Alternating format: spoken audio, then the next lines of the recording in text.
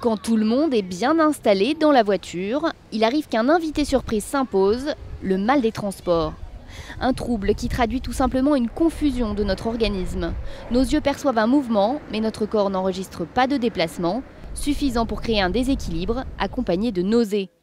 Aérer la voiture, ne pas avoir le ventre vide ni trop manger aide à limiter ces sensations.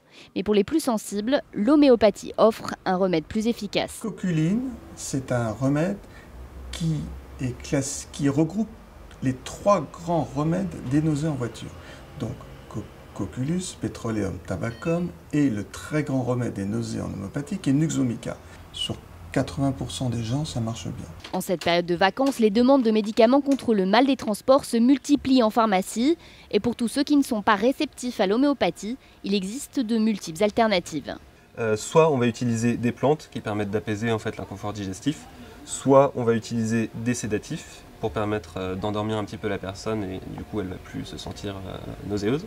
Soit on va utiliser directement des médicaments qui agissent sur une zone du cerveau qui s'appelle l'area postrema. Et en fait on va bloquer les récepteurs dopaminergiques parce que la libération de dopamine en fait sera responsable des vomissements. Donc là on agit directement finalement à la source du mal. Des médicaments à prendre avant le départ à titre préventif et une fois en voiture. Pour éviter les nausées, il est important de ne pas limiter son champ de vision. Ne pas lire, mais plutôt fixer l'horizon.